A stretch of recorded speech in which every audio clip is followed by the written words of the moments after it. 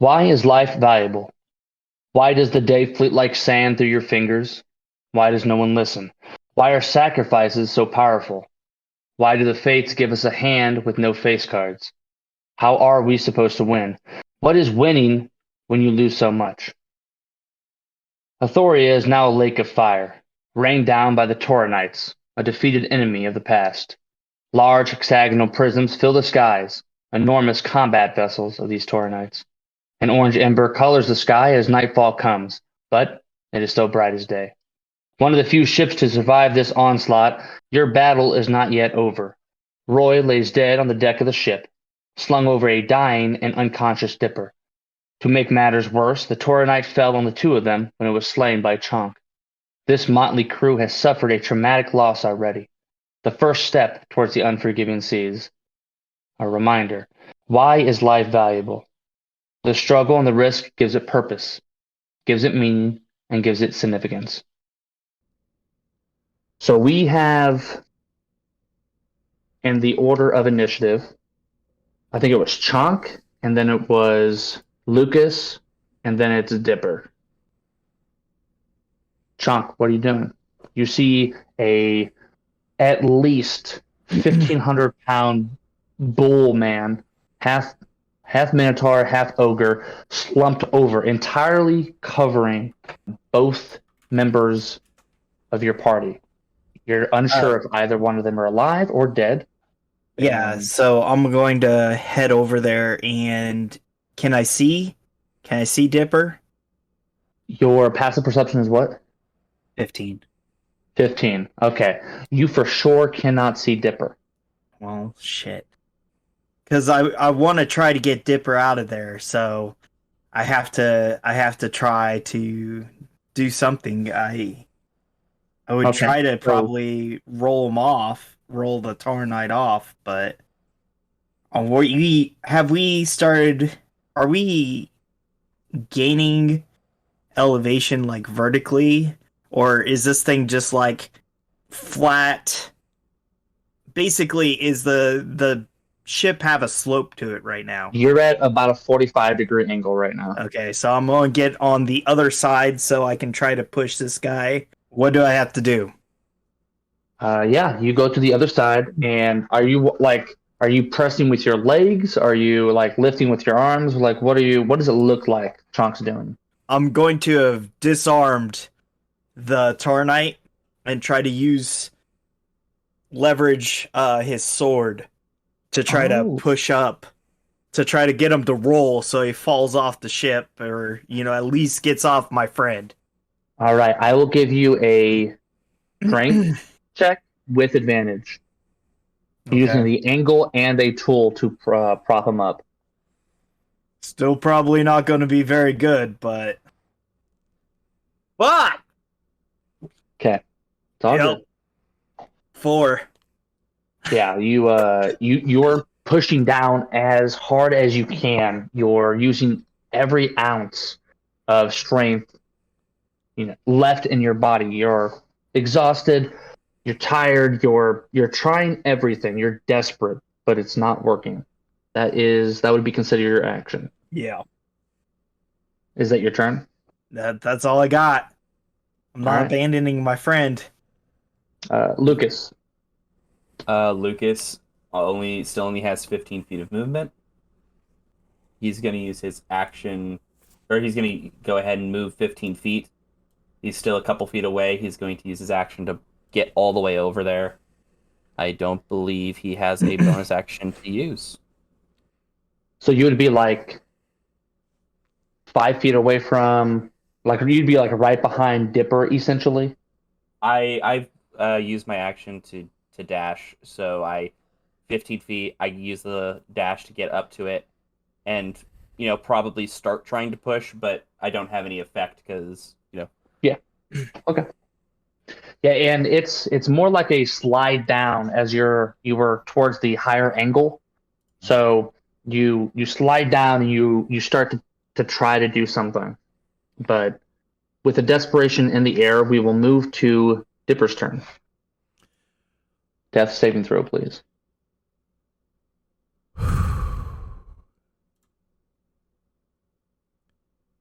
16. 1 success. I have 2 failures and 1 success. Chunk, Yep. you were unsuccessful prying, but this time your ally is adjacent to you. Help me with this. Use something to pry. Dipper's underneath there. Lucas doesn't say anything, but he is starting to try and use his legs and smaller form to kind of try and get underneath and push against. You're pushing against? Okay, I got you. So, like on your back, essentially? Okay, pressing up. Leg press. Cool. I'll give you advantage. The 18 then. The body gets shunted off this sort of little mound, and it starts to slide slowly, very slowly for a moment down the deck. The angle is increasing at this point. Mm-hmm. It's probably at like a 47-degree angle right now. As it goes, it starts to take some of the other bodies with it.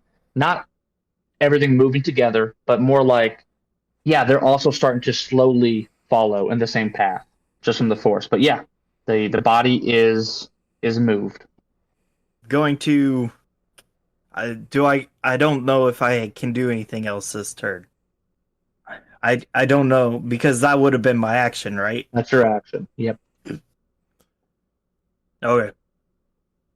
Would Lucas assisting him, would that be Lucas's action as well? Or because Yeah. it's kind of a weird turn order thing. It's like it's allowing the help action to be used, essentially.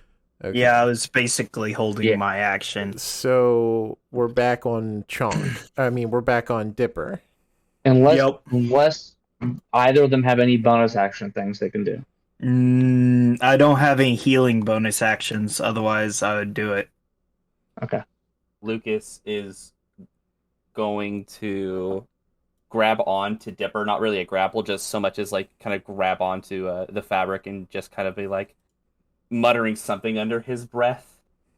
Just him worrying at this point since he doesn't have anything else to do. Okay. Dipper. Yeah, death saving throw, please.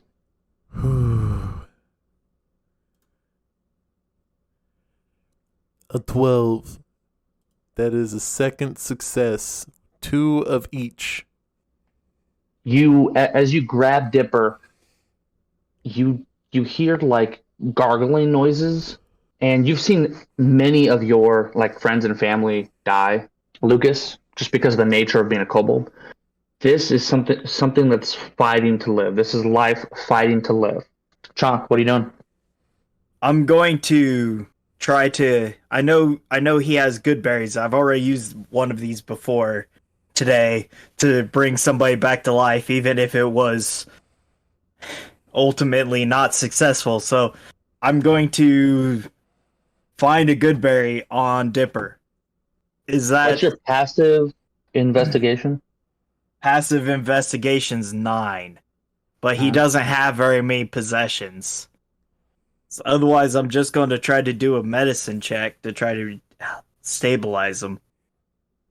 Go ahead and give me a roll, Chonk.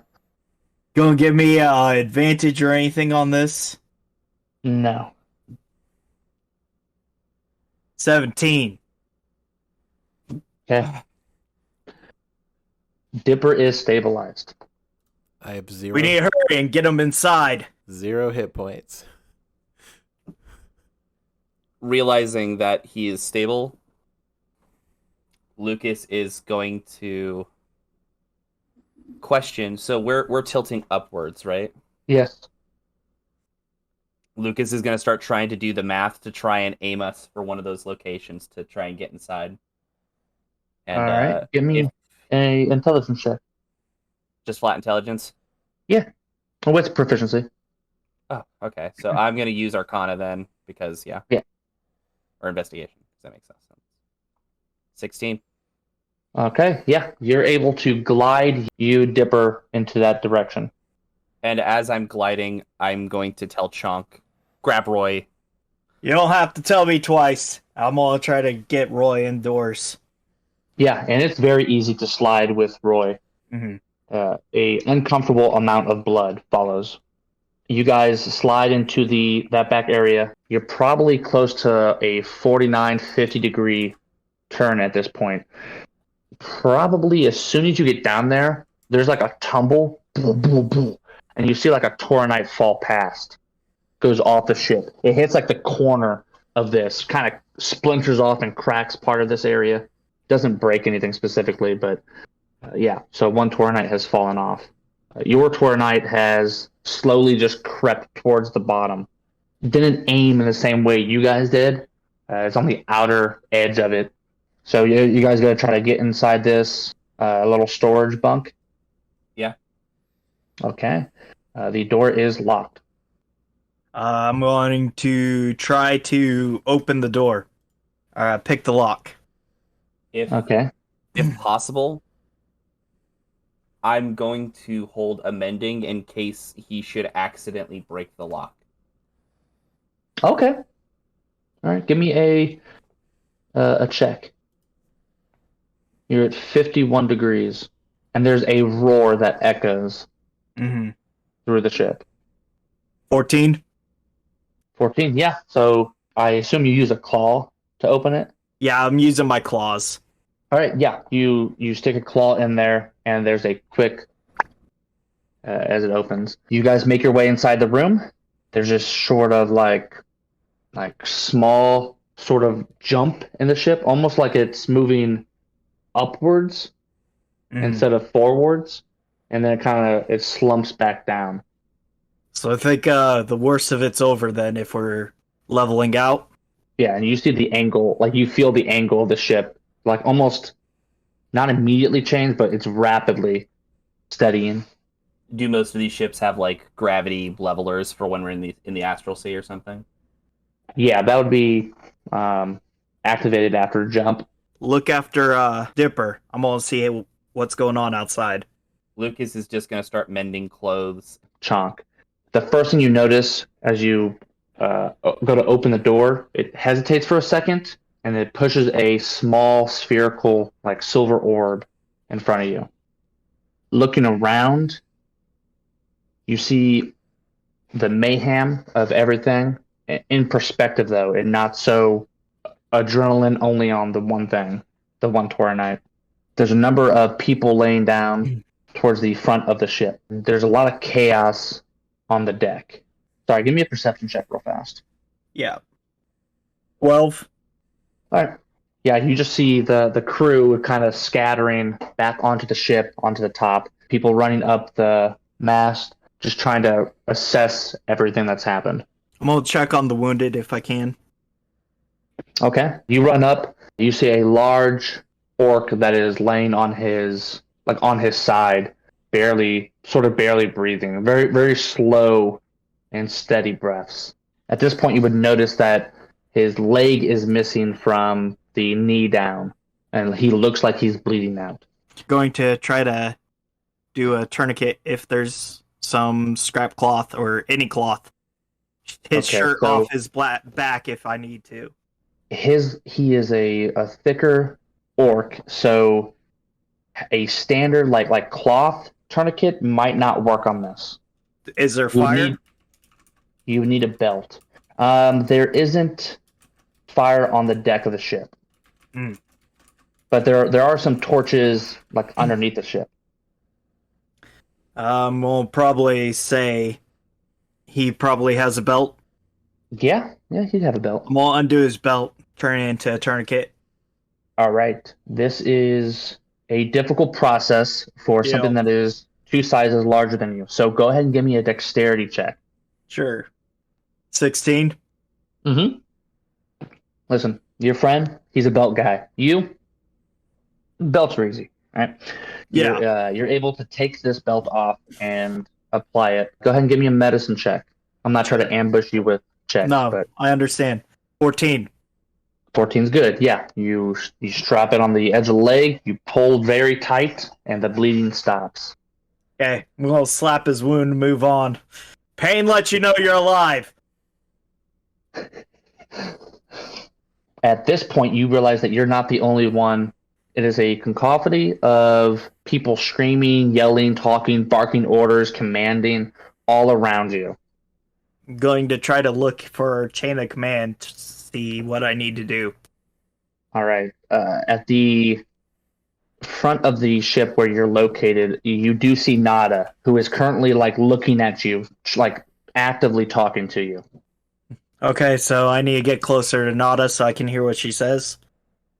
No, she's within like 15 feet from you. She's Okay. been barking. Like through all this chaos, you realize that she's been screaming at you. Get some people and take Pops underneath. She waits for you to kind of focus in on her voice. Come on, Pops, let's get underground. You and a couple other people, probably like 4 other individuals, start dragging them down. After the next 30 minutes of a little bit more chaos that is very similar to this, everything kind of seems to mellow out for a moment. What are you guys doing? Probably at some point had to get back to Lucas, Dipper, and Roy. Okay.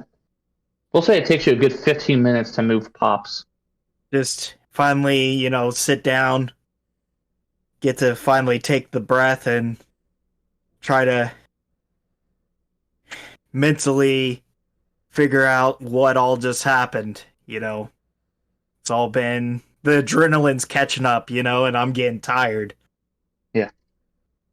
So You are visited. This back area is visited by crates. He opens the door, and he sees that you guys are inside. Is everything okay? And then he notices Roy's body, and he pauses. Is he gone? I'm sorry, Crates. He died protecting us. Wish I could have done more for him. We'll tend to his body. He leaves momentarily. Nada stops by. She says, "We're going to be having a crew meeting in the cafeteria." Oh God. Do you have any healing supplies with you?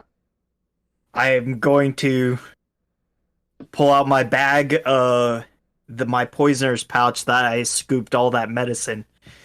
It's like I took a bunch of medicine from town before we had to skedaddle, but I don't know if there's anything useful in here.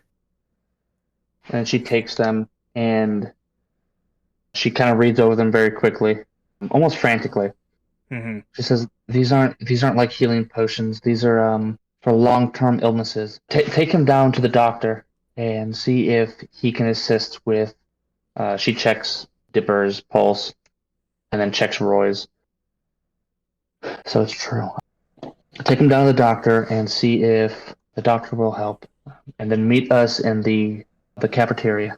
I would like an extra hand if you can assist with Roy. I know there's nothing that can be done for him. I just don't want to leave him here. Crates mentioned that he passed. I believe Crates is bringing something for him. Me and Lucas, I imagine, are going to take Dipper down to the doctor.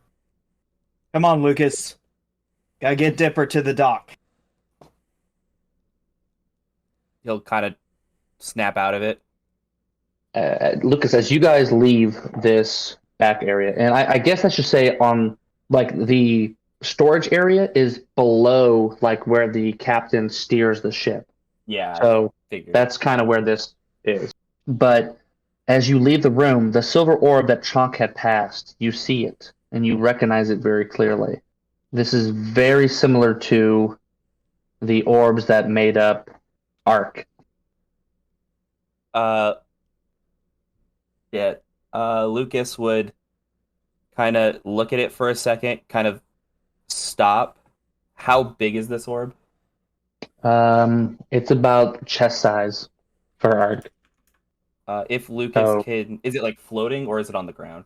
On the ground. So it's probably like a medicine ball. Like, okay. Yeah. Lucas would do his best to use the same kind of rope idea he did for the cannon and try and pick it up and move it with him as well. I'll say with the shield, with carrying I Dipper. did forget I have the shield, yeah. Yeah, probably wouldn't be able to at the moment. Look, if you're trying to do this, throw it in Dipper's pot, and we'll come back for it. Lucas will nod and just follow whatever Chunk said. It sits on top of Dipper's pot. How big is your pot, Dipper? I don't know, like, if I put both of my hands together, that's probably the circumference. Yeah, it sits on top of the pot. Clan is by the pot. You guys take Dipper below to the doctor, who would administer a small healing potion. So somebody roll me a d4. We'll say Chonk, roll me a d4. Got it. 3. 3. You have 3 hit points, Dipper, and you are conscious. You are very sore, and you have 1 point of exhaustion. Oh, I don't feel so good. Just glad to see you're still with us, Dipper. Thanks, Chunk. Hang on. I put my hand on my stomach, and I use another 7 points or 6 points of my lay on hands to heal another 6 points. Oh, that's a little better. I'll just sit up nice and slow. What's going on? What do you remember? Well, I mean, I remember getting hit pretty bad and then falling over. That's about it. The ship was attacked. A lot of people got really hurt. Oh, yeah? Well, I wish I didn't do that to me then, because I could have probably used that on a lot of other people. I look around, because we're in the infirmary, right? Mm-hmm. Correct. Yeah. Did you guys get Roy's mom in here? I can't tell. We left her with that elf. I haven't seen him since then. Maybe Didn't get the luxury of it. it's okay. Looks like Roy's probably taking care of her. I'll go talk to him about it later. Well, put my on his shoulder, be like, look. The door opens. You are greeted by Freights. He says, "Everyone, you two, Doc, to the cafeteria. Let's get this over with." And then he leaves. I was gonna talk to him, but I guess not. I'm really nervous, guys. Crates had me pretend a mutiny so Roy could do his thing. I still Yes. haven't seen Nada since, she's tried to kill me. The doctor stands up and starts to leave. He says, "I'll be back to check on you, Dipper. Try to get some rest. Let's go, boys." And he heads off. Lucas, quick, pull a mushroom out, put it into Dipper's hand, and then scamper after the doctor. The elven lady said this was poisonous, so, I'm gonna throw it in that trash can over there. And then I go, well, I mean, Chunk, you can make poisons, right? Here, have his mushroom. Thanks, Dipper.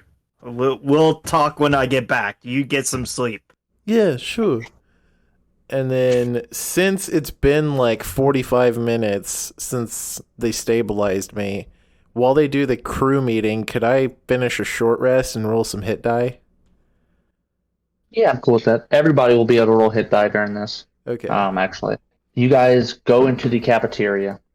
Sitting on top of one of the tables, kind of like a cool jock at recess, right, would be Captain Oberon. Everybody else would be sitting down at the tables. He would be sitting on the tables, kind of elbow to knee, hand to chin, just kind of thinking. There's a soft hum throughout the area with people just kind of whispering, trying not to make too much noise or be too noticeable. And then he clears his throat. "I'm sorry. As your captain, I should have been more prepared." This is broadcasted throughout the entire ship, by the way. Different ventilation systems would be echoing this, and he's a loudspeaker. So, to clarify, Dipper, you would hear this. It would be kind of, not as clear as everybody else, but you would hear it. And he says, I left us in a vulnerable position landing on Authoria, where I did. I didn't get the ship raised quick enough, and we lost several of our family tonight. I'm going to mention some of them while we have a little bit of time, and before we all have to get back to work to save our family. We lost Bosun, Ark, our engine room friend. He sacrificed himself, protecting me. It was a sure death that I would have earned, and he stole it from me. I'm eternally grateful.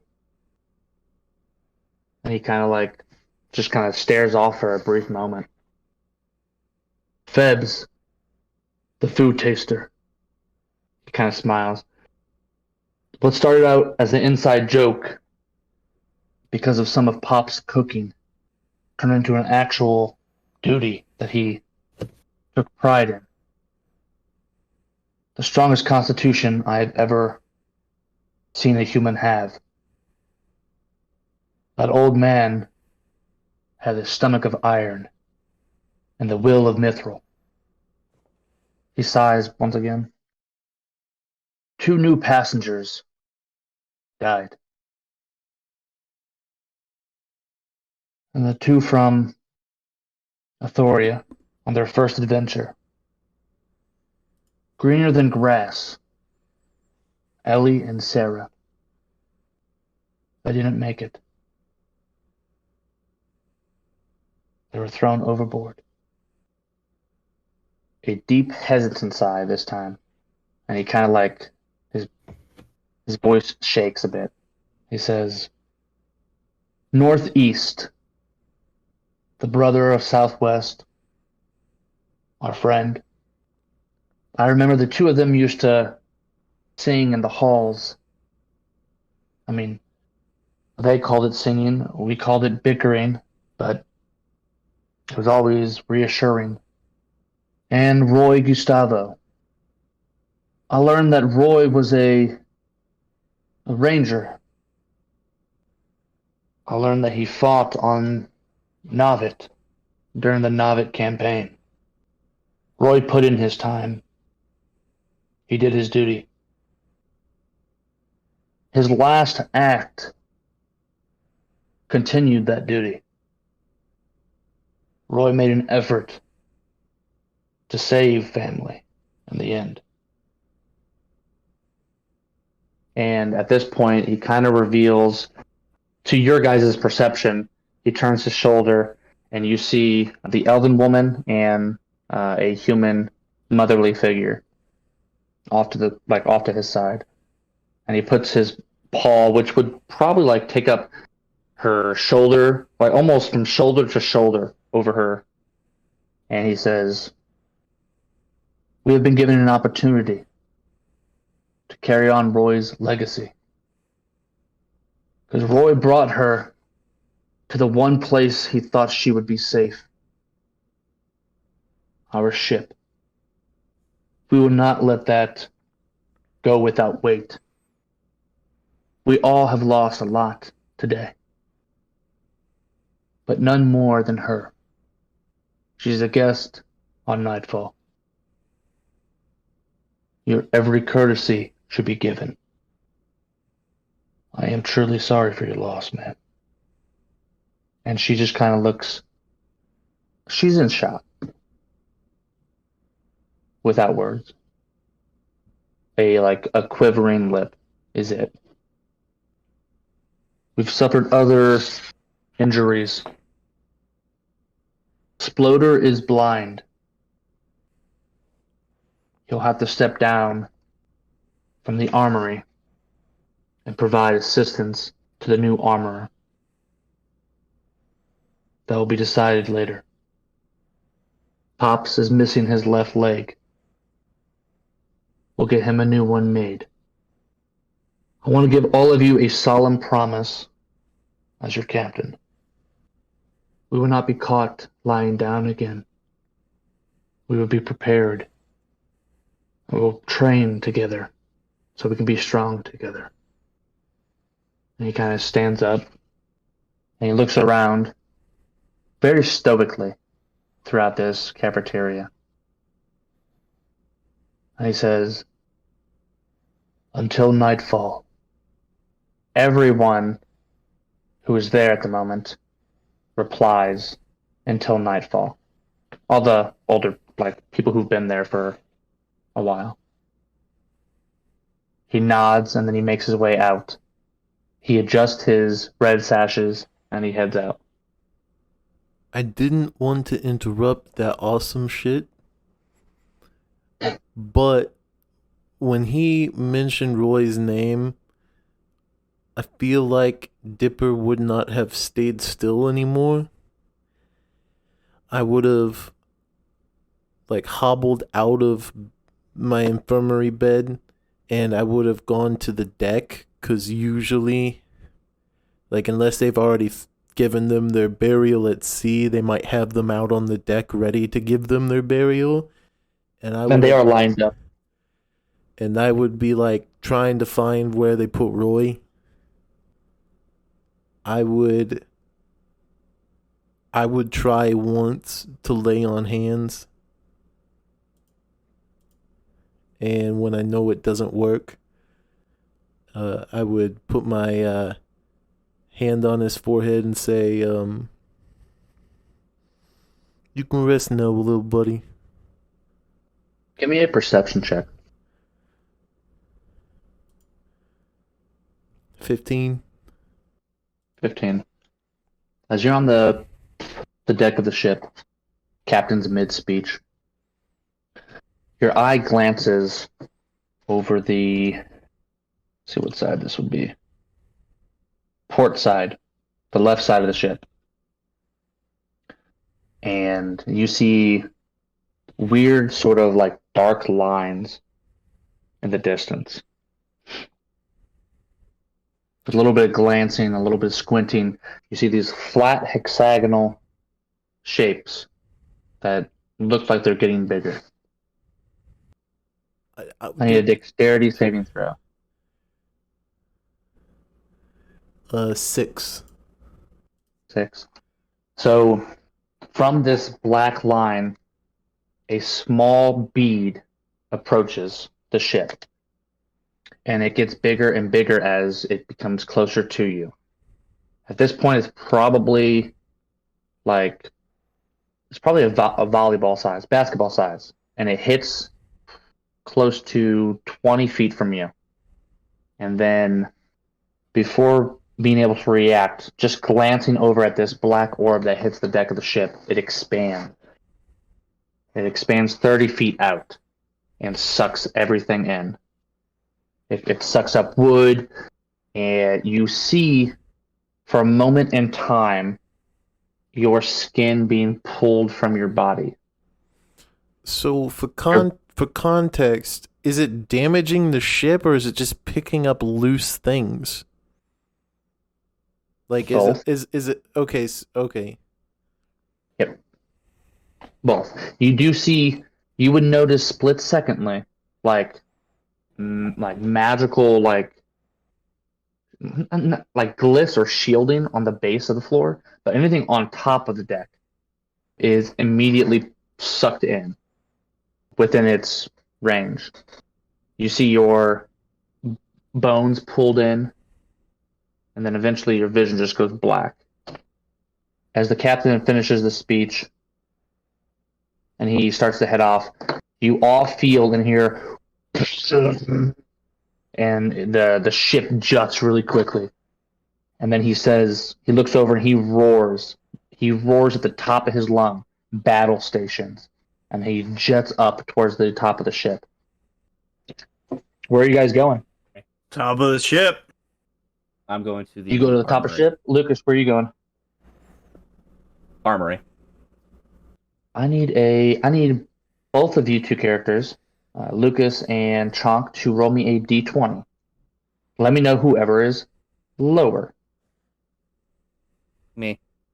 Lucas, you shoulder check. Your shoulder. They're probably like hit a individual who is, how would you describe it? Oh, me.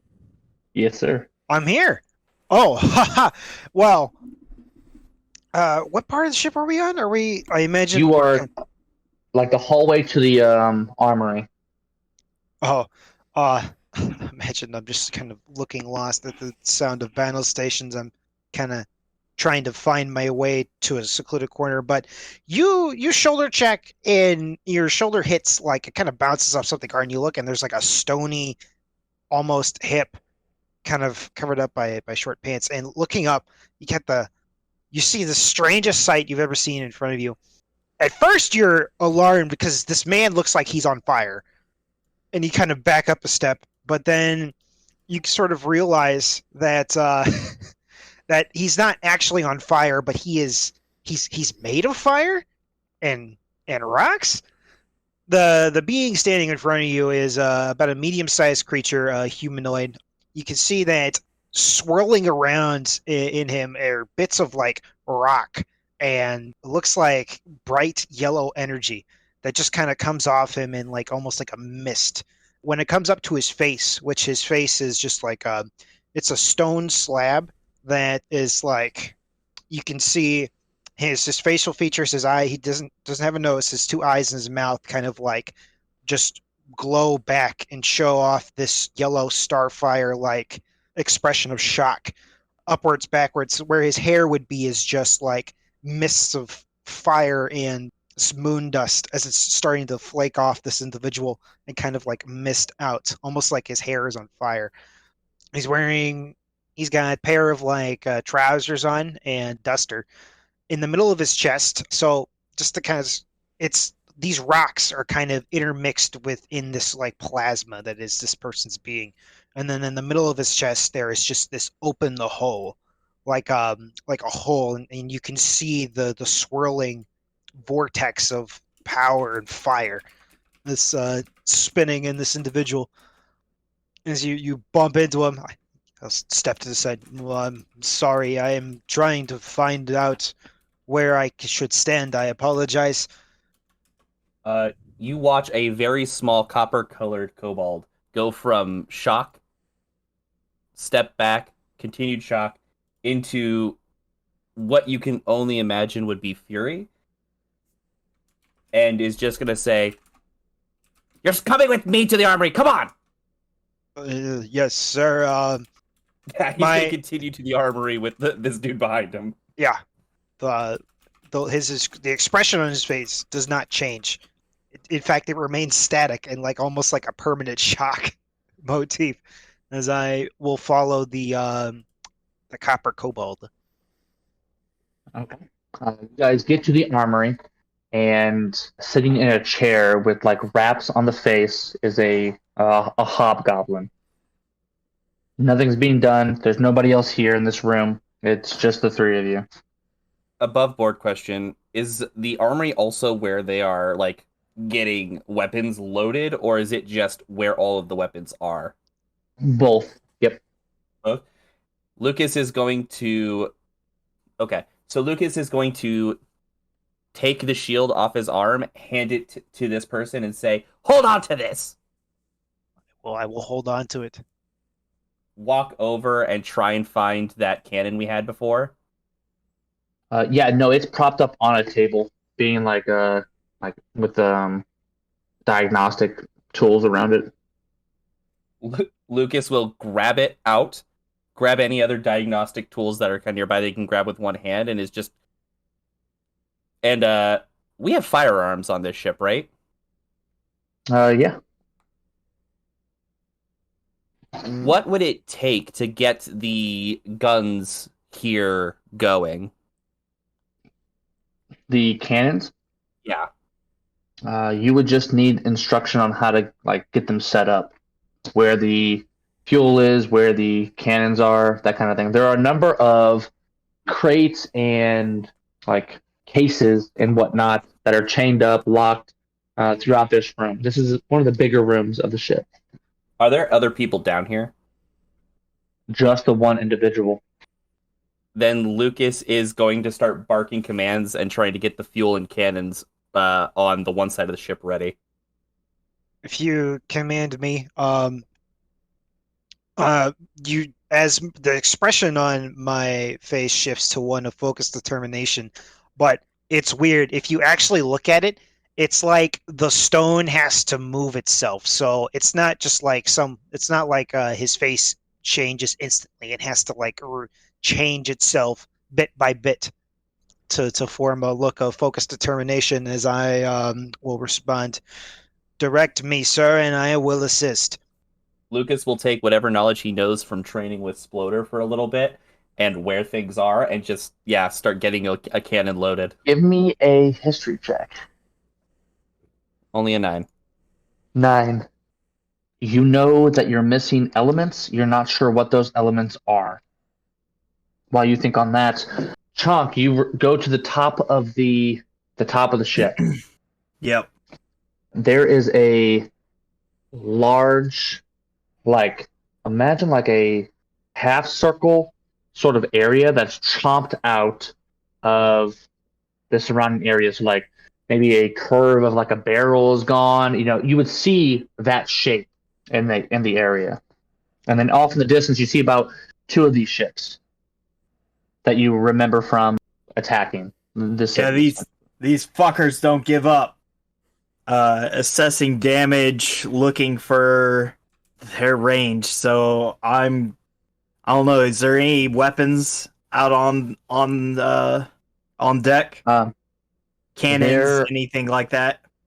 Nothing's been brought up here. You guys were not in an offensive mode when you were docked, and that hasn't been fixed yet. It's been pretty much just leaving. Eventually, you are approached by Nada. I need your assistance with the engines. Follow me. All right. And she kind of grabs you by the hand, and you're mid-air. She pulls you. Yeah.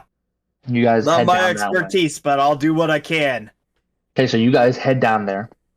Let's see. We'll jump back to the other group. What are you guys doing?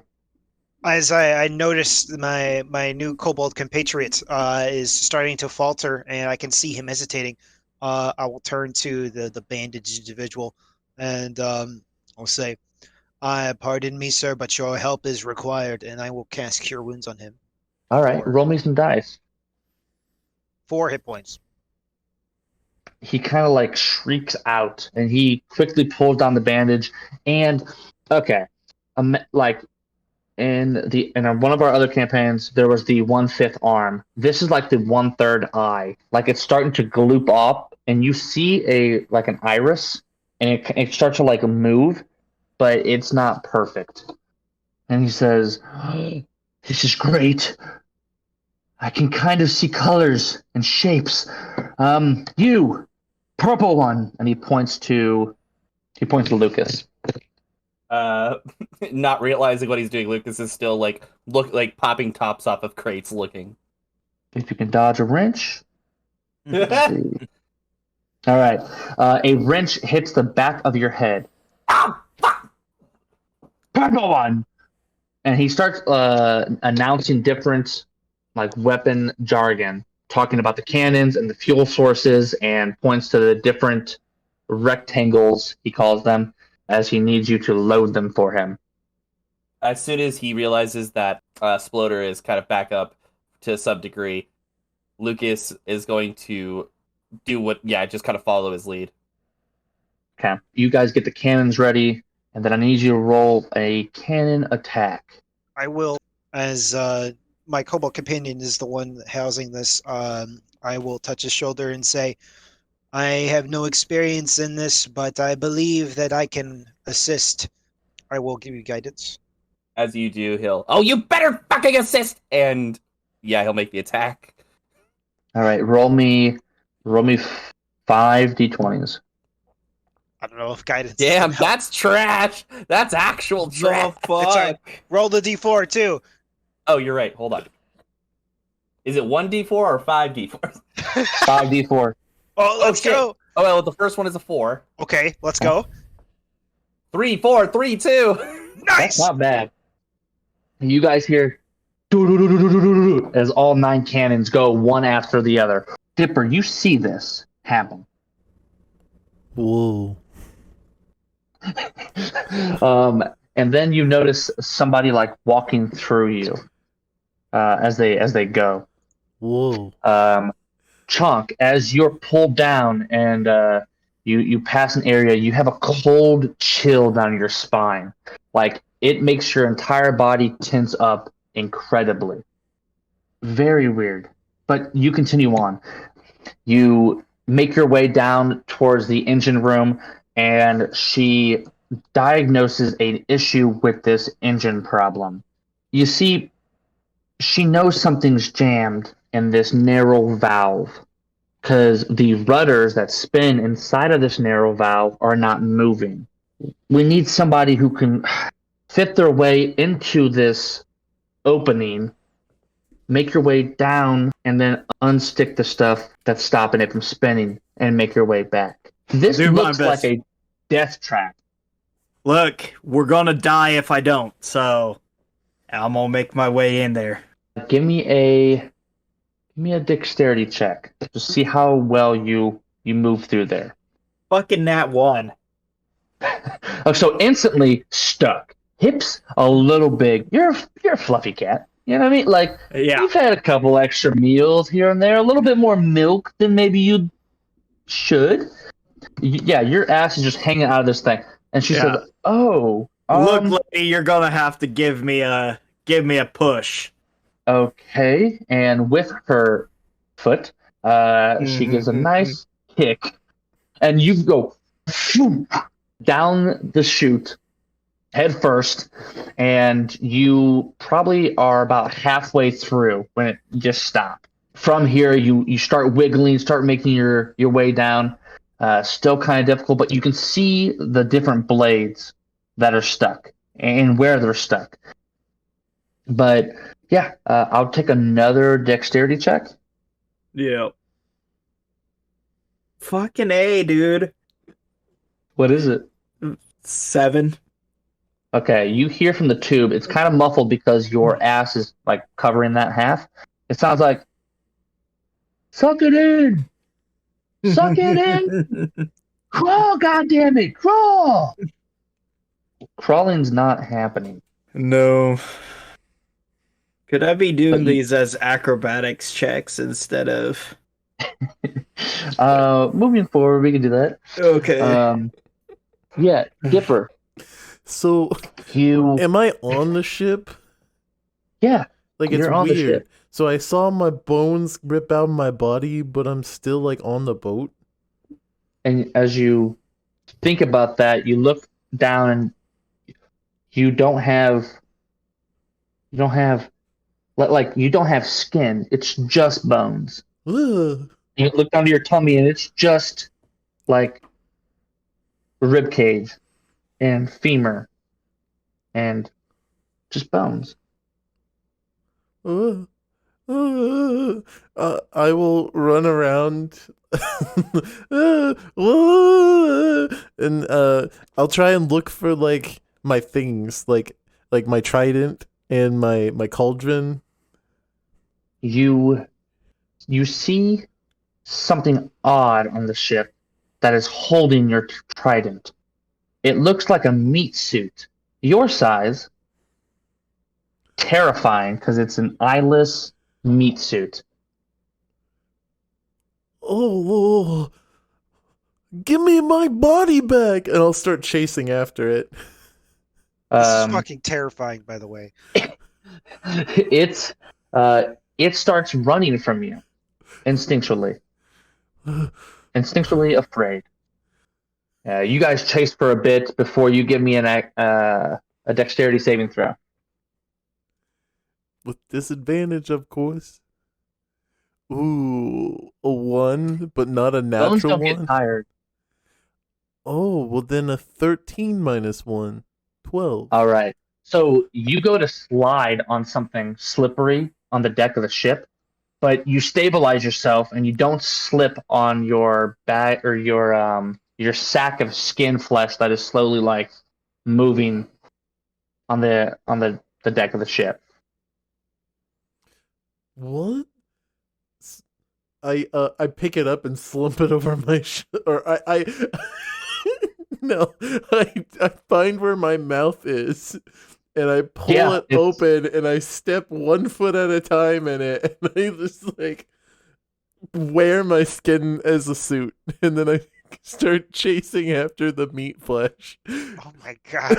It's like it's a floppy pompadour hanging off a flabby skin on bones. I'm like, this is the weirdest thing I've ever experienced. I'm pretty sure I gave the mushroom to Chunk. It's the IRL skinwalker moment. you oh god. You eventually catch your meat suit while wearing your skin suit. And you eventually so what does it look like attaching the meat to your bones? You better stay right where you are as I take off the skin suit again. All right. Turn around. I'm going to give you a really big hug. And then I just like flex as hard as I can and like force the bones back in through the muscle. And then like So it's like stepping on wet mud and then cracking your knuckles. That's what it sounds like. and I just and then as soon as it's done, I turn around and I grab the skin suit and I do it again. And then like once it fits a little more tighter, I'll like slap the cheeks and like make sure the lips are synced up right. Mum, mum, mum, mum, mum, mum. Okay, we're good. I'll tug on one ear. Good. Tug on one ear. Good. I'll blink with both eyes. I'll wave my arms around in a few circles. So if You are being shouted at by Captain Oberon. Don't just stand there! If you don't have a gun, get below deck! And he kind of like pushes you. And you feel for a second like all three layers move. But Oh, yeah.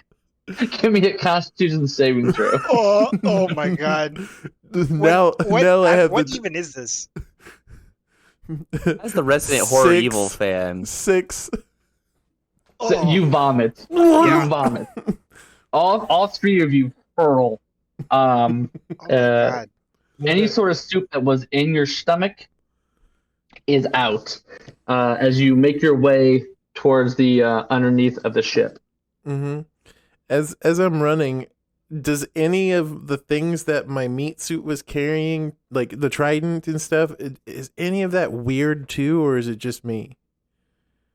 No, it's not actively weird like looking, but you notice like whenever you went to go throw up and you're holding this, it almost like moved itself in your hand, almost like as if it was hurling up. Whoa. Like weird, just a little weird. But So this whole thing is a little weird. I will run downstairs and I will head towards the armory to get a gun.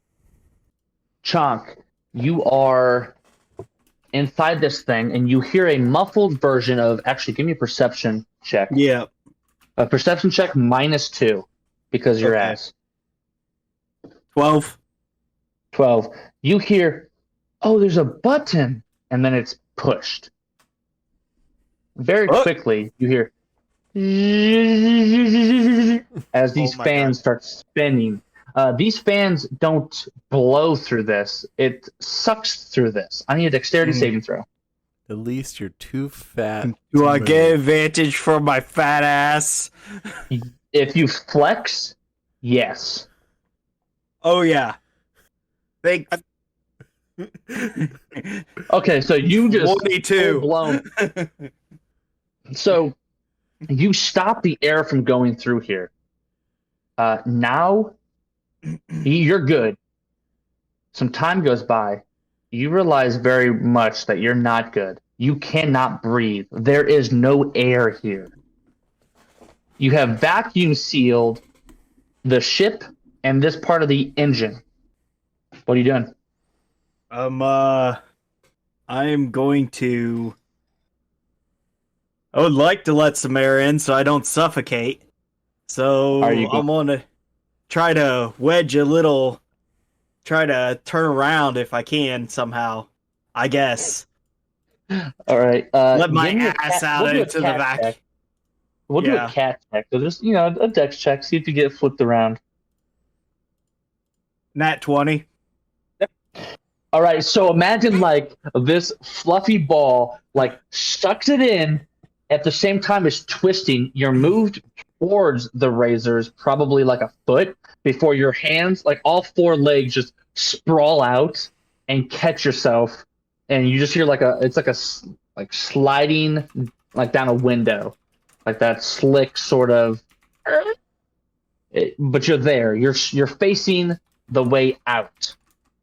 But so much air is like you're now you can't breathe because so much air is being pulled into this that it's just hitting your face. Like Yep. your eyes are not open because they're so slanted because they're forced shut.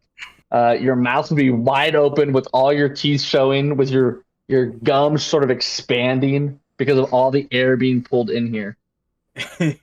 That's pretty accurate. Uh, She knows I'm down here. She certainly wouldn't have left me to die. Throw me a rope. She looks in there. Oh, thank God! She starts untying a rope and like goes to throw the part of the rope in there. Instantly gets sucked down. Let's see. Roll me a dexterity check to see what the Yeah. rope does. 7. A 7. So your mouth is wide open. The rope is very linear whenever it's thrown with such force. The entire rope gets thrown into the back of your throat. Now you don't Oh. choke because your throat is open, but Mhm. you feel the weight in your stomach. Your Yep. body clenches and you grab your stomach, and as you do, you get sucked down. Armory people. Oh my god. Yo, all right, so that was simultaneously hilarious and stressful. I'm Horrifying. stressing the fuck out over here. Your guys' weapons have fired and have seemed to have impacted one of the ships, not destroying it, but from what you can tell, you slowed it down a bit. Bullseye! You were interrupted by Splutter, not quite, who matches your energy. Recalibrate and redo the math. And then Yep. on a pencil and paper, he starts to do math and try to like find the coordinates with different instruments and devices. I will give Get him back to guidance. loading. Yeah, give me a intelligence check. If someone is helping him, so I'm just gonna give guidance. My cute little Okay. cantrip. It's like, here, go get him. No, that's Do you cool. want me to make intelligence with Lucas. proficiency? Yep, and the guidance. Okay. So we'll yep. do that. 18 plus 5 plus I am one. here to assist. 24. So Hold. you're double checking his I'm math. sorry. I have disadvantage still. So it's only 22. My apologies. Okay. You're double checking his math. He's about to self-sabotage Nightfall without knowing it clearly. But his math is all off. As he's doing it, I'll grab another pen, and anytime he like looks at a different part, I will make very quick corrections so that when he's doing like the math does come out, but he thinks he did it. Okay. Yeah. Eventually he hands you the paper. This will do it. Got it. And then I will start loading up and get ready. You guys As I- start to load. Sorry. Okay. So as I'm watching our hobgoblin friend here, obviously I could tell like he's having a really hard time seeing. Yeah, let me see if I can help you, sir. And I'll cast Lesser Restoration on him to attempt to cure his blindness.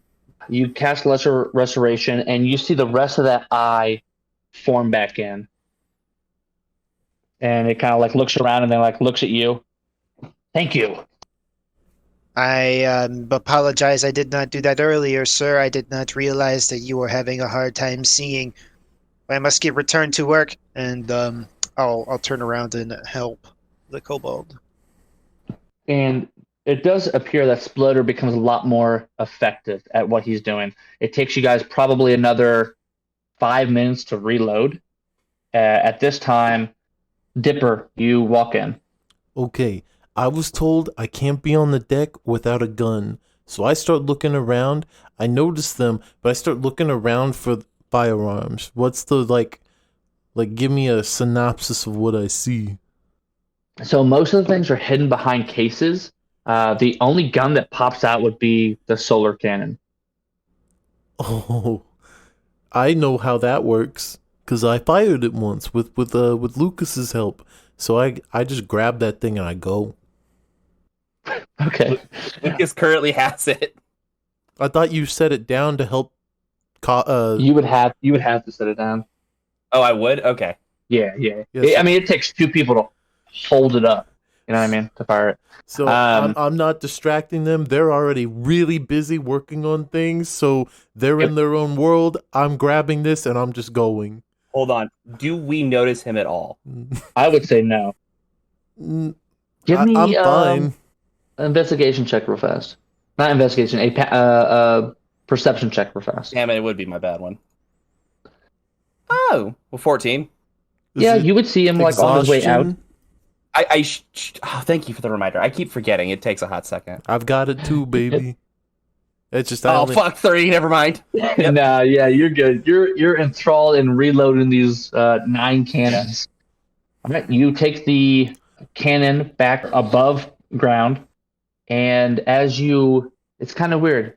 The place that you didn't die because you're here, the place that you got sucked in at, there's like a shade that's there, but it's like a corporeal shade, almost like paper that's wrapped around a individual. It still looks humanoid-ish, but it's currently just there. It looks towards you. I look down at the cannon. Is it charging faster because we're in space? I mean, it would just now start charging. Okay. So then not necessarily like, yeah. I will point at it with the cannon and slowly walk towards him and be like, Do I know you? Give me a history check. This is gonna be so bad. 5. They're just waving their arms in front of you, but you don't know them. How tall is it? It's about your height. And it was right where like you got sucked in at. Oh, I slowly walk towards it, keeping the cannon pointed at it, like, don't try any funny business. But I will slowly approach it, thinking like, I got my bones, I got my meat, I got my skin. Did I forget my shadow or something? I look down at my feet. Currently, you would have no shadow. Whoa. But hey, get back here. And then I'll move faster towards it. Like, come on, man. It's an all hands on deck situation. Actually, help me hold. It? I'm like, actually, help me hold this. I can't fire it by myself. And I'll then look around for the captain. He is currently barking orders at the other end of the ship. Okay. What is the shadow doing? Is it helping me? It's almost like its feet are not moving. And whenever it moved its arms and quote unquote waving them, it was very slow and almost distorted. Okay. Right. Okay, so I guess I'm gonna have to help you hold it, and I'll get up close to it and start angling the gun, and then maybe my shoulder bumps into it and brushes against it. You hear a rip, like metal being torn apart, a high pitched frequency. Uh-oh. you see a puff of fur stick out of this rip as you touched it. What? I know I don't have that. It is the same color as your friend Chonk. Chonk? I will pull it out. Okay, as you pull it out, Chonk's eyes roll back from the back of the head, and a deep gasp of breath, and then hairball, maybe big hairball time. God, I'm pulling out the crappy magic trick where you're pulling the scarves out. But it's just rope. It's It just is a more rope. 50-foot rope. Yeah. Gotta get out of this end. I don't want to floss it out the other end. But all year. Chonk, what are you doing, man? Does he look hurt? No, he looks a little different though. Like he got a haircut? Maybe it's yeah, Ooh. yeah. Like he has those wounds, I suppose, but they're not bleeding. They're like healed with just like scars throughout his body. Ugh. And Well, I mean, I guess I dig the new do, but hey, we don't have time. Help me. I can't shoot this thing, but I can hold it. Hey, So I'm going to do. Am I done regurgitating 50 foot of rope? yeah, that takes about 5 minutes. well, that's good because the gun needs to charge, and I start like rigging it up on the side of the boat towards the enemy ships. Just let me know when you're Roll. ready. Roll me an attack. I'm having Chonk fire. I'm holding on to help him fire. We're two Yeah. tiny people. 100%. Yep. What do you want me I- to roll for my attack die? We'll do I forgot what we did last time. We'll do a It was D20. It was like a shit ton of D20s, right? And it was just until it hit something. Because you point it. That's right. Okay, yeah. You roll I don't. 6 D20s, Okay. and Lucas, you roll 5 D20s. Oh, As you guys load the weapons at the same time, the 5 minutes goes by. Ooh, I rolled a nat 20 on one of those. Quick question, am I getting guidance from him again? Absolutely, sir. I figured you would say that. I just wanted to do it before I started rolling. Do we need these totaled up? Yeah. I never get to roll this many dice. Okay. 54. The cavalcade of 9 shots rings out, and by the last one, the ray completely charges and fires, following the 9 projectiles. They clap. The 9 ring into the front of the hexagonal ship. For a split second, it almost looks as if nothing happens before that second ray catches up and splits the ship in half. The captain roars out, "We need to jump below deck!" you heard And the then man. this time, You said we need to jump. yeah, As soon as... Do we hear that all around, or is it just topside? there'd be probably ventilation systems also at top. Yeah, I would say that everybody hears this because he screams at full blast. If he hears that, Lucas would tell the newbie, just keep following orders and run to the engine room. Okay. Yes, sir. You get to the engine room. Everybody gets below deck, but you get to the engine room and you see a frantic Nada like trying to work the devices and like practice. Not practice, but like just I hit this button. What happens? Nothing Oh, happens. like I he's hit. going to try on air. Yeah. Lucas does have some knowledge on the ship, so he's going to kind of like... Does he know how to start a jump? Yeah. He's going to walk over and start telling Nada, like he's doing some stuff, but he has tiny ass arms, and kind of giving orders without realizing what he's doing. Giving orders to the first mate. Yeah, you notice also like there's a loud noise in this room because she turned on the like engine exhaust like restarter. So that's only for cleaning the engines, and that's about Hell. a 12-hour process. Can I stop that process? Yeah, He'll walk over. Is it a button? yeah. He'll walk over, slam it. What the hell is that doing on? And then just start keep giving out command.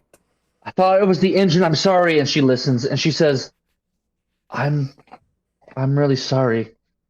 What? You see like sadness in her eyes. Now is not the And time for sorry. Now is the time for jump. you're right. She follows your directions, and then whoop, that kind of jump in the ship happens, and there's a peace and quiet for a moment before a horn is signaled, meaning that the coast is clear. She opens the filtration system, and you see a bunch of fur matted throughout it. And she kind of like sits down and just like starts crying. Do I recognize the fur? Oh yeah, it's your friends. Hold on. Do I only see fur? You see blood and fur. He kind of like walks over and sits next to Nada. He doesn't really say much, but just kind of like pats her on the knee and then just kind of like is silent now that everything is calm again. Dipper and Chunk, what are you doing? So when the horn blares and I'm just like like my body, I'm like whole pressed up against the wall. And I look over at Chonk, who I imagine's doing the same exact thing on the other wall. And then I'll just like slow down and like make eye contact with him, and my face goes from like holy shit to like holy shit, like, dude, that was so cool. Did you see what you did? Got to throw the sun. Yeah, we took out a Tauronite ship, man. Yeah, well, that's for Roy. Yeah. And They then, got what was coming to him. and then, like, I'll do like that thing where like throw like fake punches back and forth, like you're just like fist bumping like the air, like yeah. All right, man, that was so cool. And then we should go back on deck and see what the situation looks like. Sounds good. You guys go back up. You guys are currently in some sort of nebula. It is beautiful. It is Whoa. purples and greens dancing with blues, shooting stars everywhere. I look at the cannon. That was the last charge, right? Yeah. Well, this thing's kind of dead for now. Served us well. Yeah, I mean, we're not dead, so that's good. It's Nada's probably worried sick about me. Nah, she's probably still really mad at me. She saw you. She didn't do anything. You were down. I think she decided she had bigger fish to fry. Oh man, fried fish sounds so good right now. But it does. I reach into my pocket. Are my good berries still normal, or did what happened to me do some weird stuff? Also, am I naked? You are entirely naked. We're both naked. It's kind of cold out. Just looking around. That's what they all say.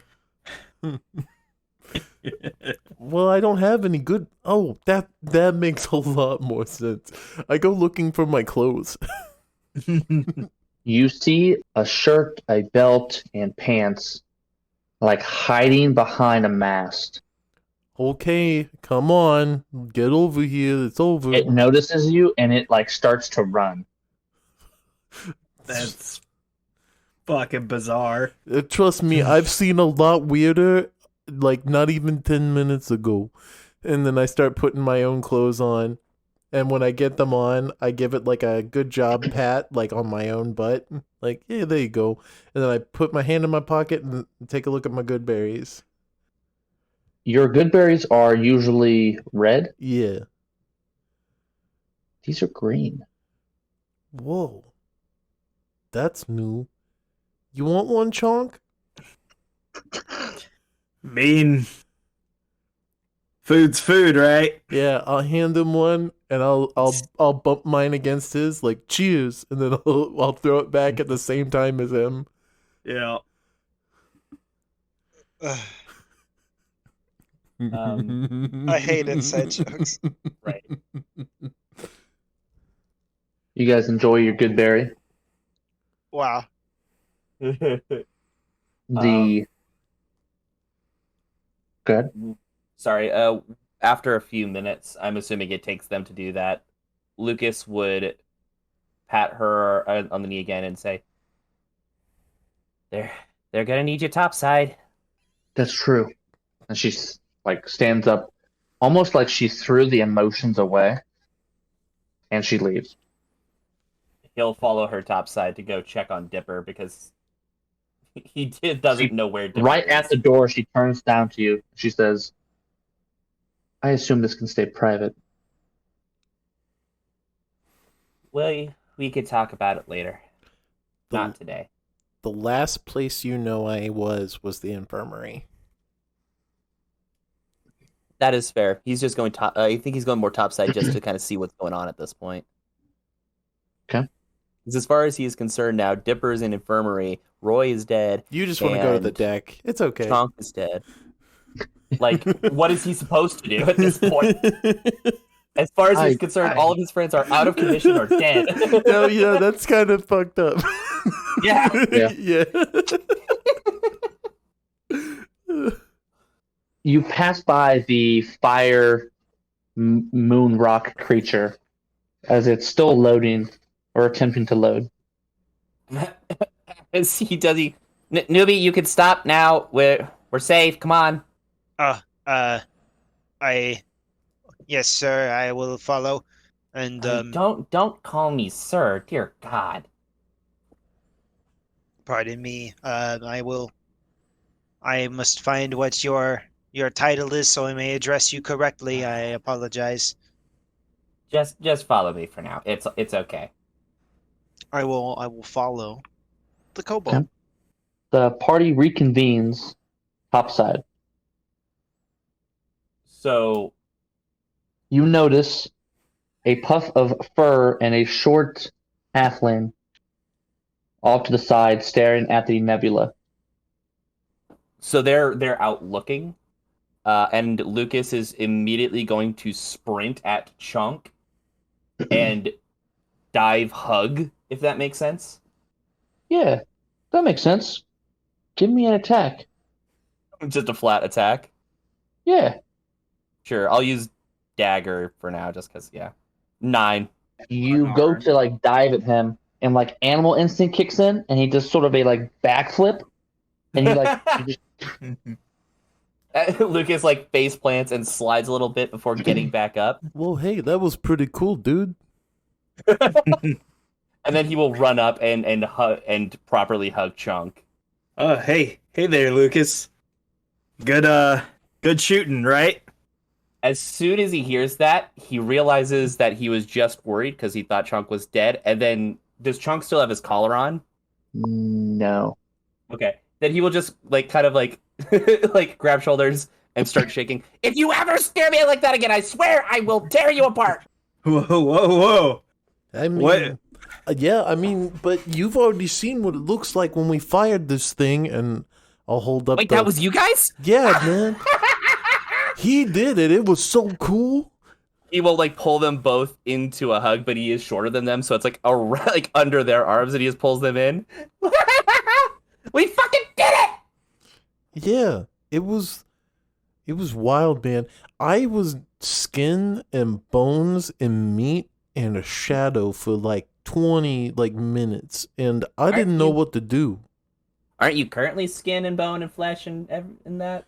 Yeah, but like at the same time. That's what you currently are. No, it's different. Trust me, and you don't want to see it.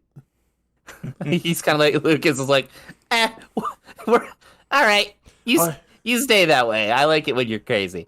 I think he still has a bit of concussion. Yeah, that's Actually, I think my head feels okay right now, right? I don't know.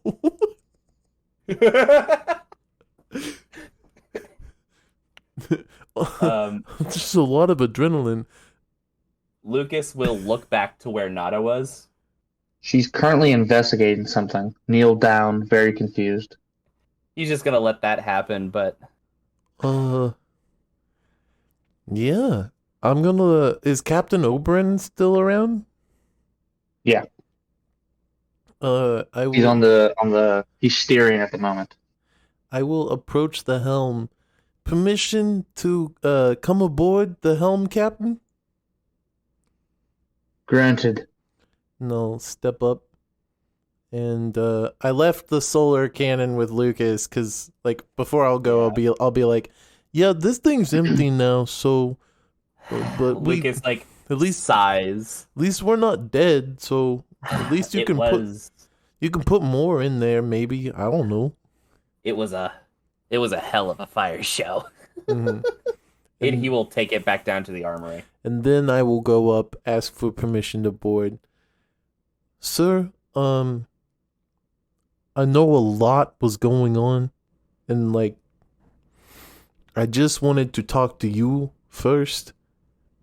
Back on Authoria, when we were about to take off, I was asked to fake a mutiny to buy time. I feel bad I had to do it, but I did it for Roy. I wanted to come clean to you so that way you knew, because I made Nada really angry with me. He looks down at you. A mutiny, you say?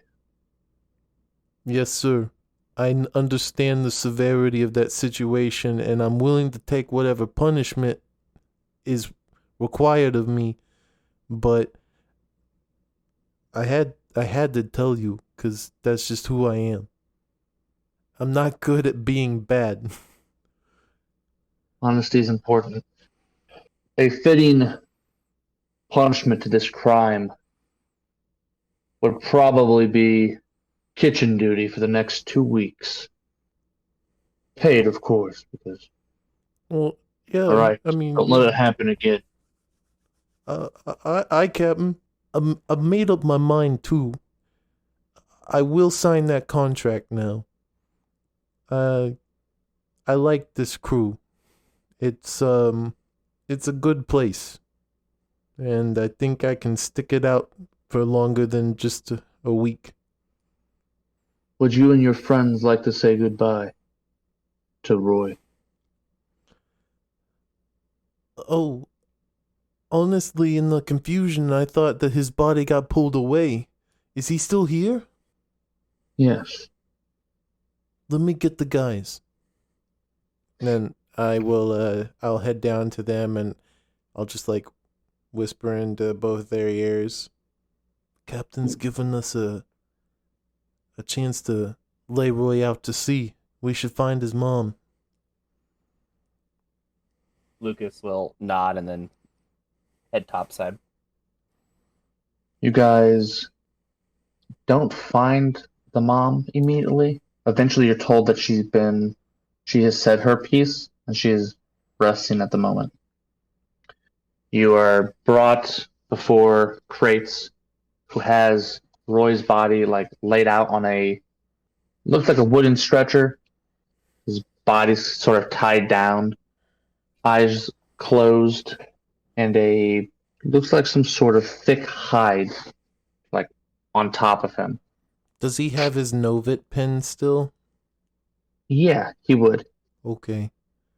I just make sure it's fastened tight, like, to him. Yeah, it's off like droopy to the sides, and you pin it up and make sure it looks presentable. And then the last thing I'd do is I'd grab my best belt buckle that I have in my like loose equipment that I brought with me, and I will replace his farmer's belt with a really good looking belt buckle.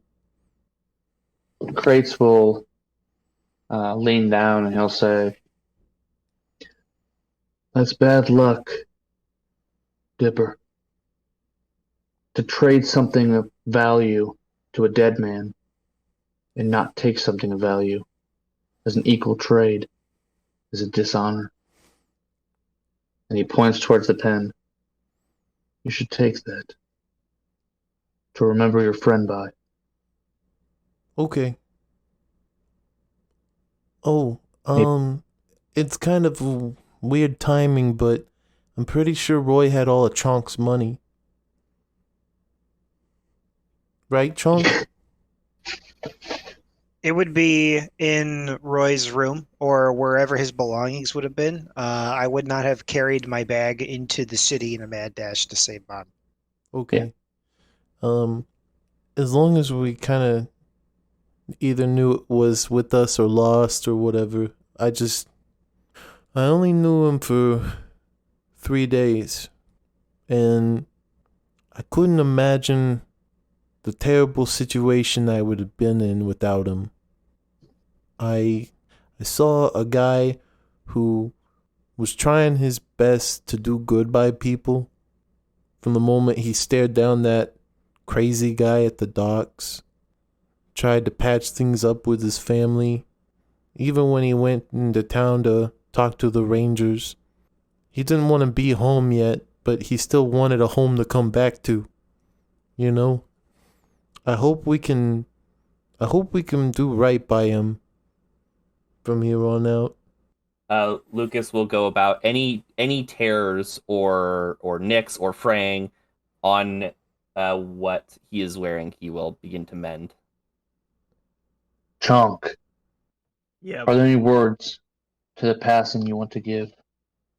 Roy seemed to be able to see who I was at a glance. Spent my whole life pretending I was somebody else. And he still thought necessary to sacrifice his life for mine. Didn't even hesitate for a moment to go save his own mother. He was truly a man who thought of other people before himself. I will never be able to pay back the debt that he has given me. And I'll probably start crying. I'll pat you on the back, man. Dipper's a bit of a sob story, too. Yeah, I'll put my hand on Roy. As you put your hand on Roy, and Kratos is preparing to take the body and set it adrift into the nebula, you see the corpse, which was already gaunt and already pale, get more gaunt and more pale. ADM. Yeah. As the bodies or before the bodies would be sent out, Advalim would approach. Pardon me, sirs. I did not know these men who have died, but if you would, I would say the traditional blessing. Yes. In Elven, Advalim will say, from the stars we came, to the stars we return. Become one with the cosmos until you return again under new stars, new skies. Aveline will reach forward and with one golden hand he will touch the forehead of each body, and it leaves a drop of the making of the universe, a little piece of a star on each of them. For the first time in 3 days, Roy looks at peace. Kratos picks up the makeshift casket and slowly lets it drift off from his hands overboard into the nebula. You watch it drift and drift until eventually it makes contact with different arcs of stardust and flames, very much like a Viking funeral. The casket ignites until it becomes dust, and that's where we'll end.